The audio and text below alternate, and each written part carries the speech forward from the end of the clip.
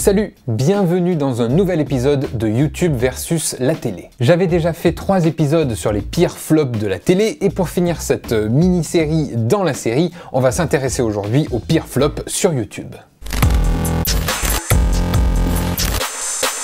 Bon, déjà, il faut se poser la question, qu'est-ce qu'un flop sur YouTube? Contrairement à la télé, où seule l'audience règne, sur YouTube, il y a 2 critères. Les vues, qui correspondent à l'audience, comme en télé, mais aussi l'appréciation, via le ratio like-dislike. Et ça, clairement, en télé, on ne peut pas le savoir. On peut pas savoir si le public aime ou pas une émission. On sait seulement qu'il la regarde. Et surtout, on s'en fout un peu de savoir s'il l'aime ou pas, tant que ça fait de l'audience. En fait, c'est un peu l'effet télé-réalité ou TPMP. C'est-à-dire que si on en croit les réseaux sociaux, tout le monde déteste ces émissions.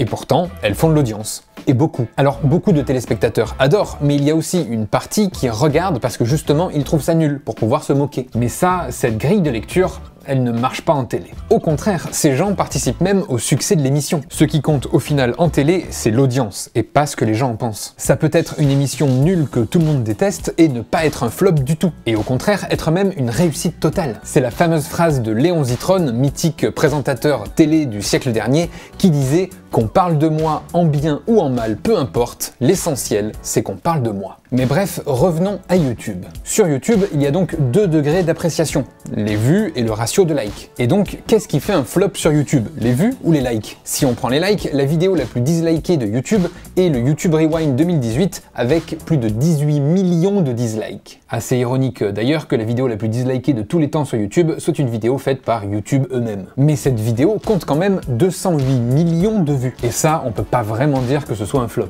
Donc, comme en télé, ce qui fait un flop sur YouTube, c'est le nombre de vues d'une vidéo par rapport à la moyenne de vues du créateur et non pas les likes et dislikes. Et là, c'est beaucoup plus intéressant parce que ça montre surtout que ça n'intéresse absolument pas les gens, ils n'ont même pas cliqué dessus. Et pour comprendre pourquoi, on va prendre des exemples. Pour ça, j'ai regardé différentes chaînes de gros youtubeurs et j'ai classé les vidéos par les plus populaires. Puis je suis allé au fond de la page et j'ai regardé les vidéos qui ont fait le moins d'audience. Par exemple, pour Cyprien, son pire flop est un épisode de sa série audio L'épopée temporelle, avec seulement 595 000 vues, soit 4,3% à peine de ses 14 millions d'abonnés. Et d'ailleurs, tout le fond du classement est rempli d'épisodes de l'épopée temporelle. Pour Norman, c'est la vidéo où il annonce son nouveau spectacle, avec 1,5 million de vues. Pour Antoine Daniel, hormis ses vidéos de palier d'abonnés, qui du coup ne peuvent pas être prises en compte puisqu'ils n'avaient pas la même audience, son plus gros flop est un épisode de Clyde Vanilla, lui aussi sa série audio. Pour McFly et Carlito, c'est pareil, on va pas prendre les vidéos qui ont réellement le moins d'audience puisque c'était avant qu'ils explosent sur la plateforme et donc ils n'avaient pas la même audience. Mais si on met ça de côté, leur plus gros flop est un message de santé publique sur la canicule. Pour Seb, l'annonce d'une nouvelle chaîne ou une FAQ. Pour Natou, 2 vidéos making-of. Charlie Danger, des vidéos bonus. Pour Squeezie, je sais pas. Parce qu'en fait, le filtre YouTube qui me permet de voir les vidéos populaires ne me permet de remonter que 200 vidéos. Et comme il en a fait beaucoup plus, je peux pas le savoir. Et c'est pareil pour beaucoup de youtubeurs qui ont fait plus de 200 vidéos, je ne peux pas les classer par popularité. Ça s'arrête à 200. Alors ok, on a vu des exemples, mais le plus intéressant c'est de comprendre pourquoi ces vidéos ont floppé.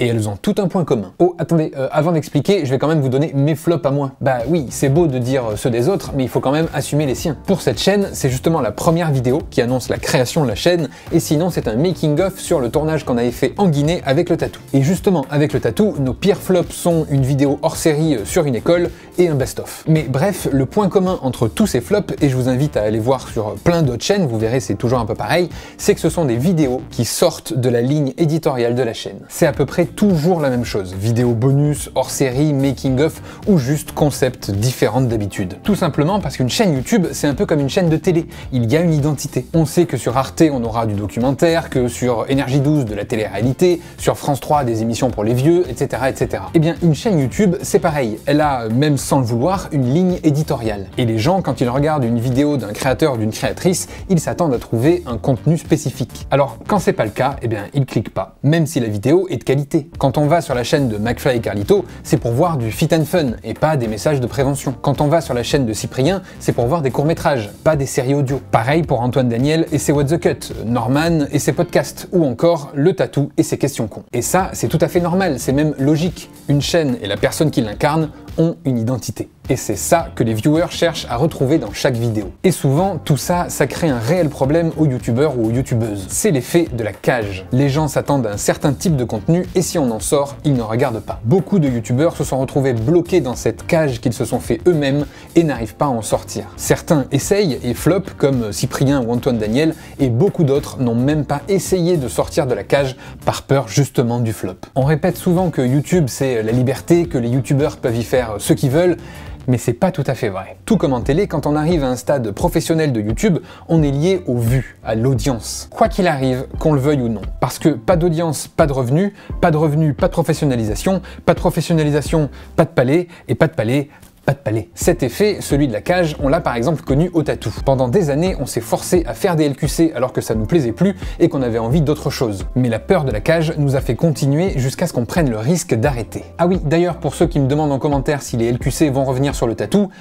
c'est non. Voilà, au moins c'est dit. Et d'ailleurs, quand on a pris le risque de faire autre chose que des LQC sur la chaîne, les audiences du tatou ont drastiquement chuté. Mais par contre, quel bonheur de faire ce qu'on avait envie plutôt que de se forcer, vous n'avez même pas idée. Même si la crise de l'eau en Afrique intéresse moins de gens que le nombre de grains de semoule dans un paquet, ça nous a fait un bien fou de se libérer de notre cage. Mais beaucoup de créateurs ne le font pas par peur, et ça se comprend. Et d'ailleurs, c'est encore le cas pour moi. Malgré mes années d'expérience sur YouTube et d'être sorti plusieurs fois de la cage, que ce soit avec le tatou ou en créant cette chaîne, je m'y retrouve quand même dedans et j'ai toujours aussi peur. Que se passera-t-il quand cette série s'arrêtera? Quand je n'aurai plus rien à dire sur les médias? Est-ce que ce sera la fin de cette chaîne? Est-ce que les audiences vont chuter et je ne pourrai plus en vivre? Je ne sais pas. Et tous les youtubeurs ou youtubeuses professionnels sur la plateforme ont cette même peur. L'avenir dans ce métier sur YouTube est très incertain. Mais il faut parfois prendre des risques pour évoluer et continuer. Tout ça est un sujet ultra intéressant et ça mériterait d'ailleurs un documentaire entier, chose que je ferai peut-être, on verra. En tout cas, c'est la fin de cette vidéo, j'espère qu'elle vous aura plu. Si c'est le cas, n'hésitez pas à la liker, à la partager, à vous abonner à cette chaîne, c'est important.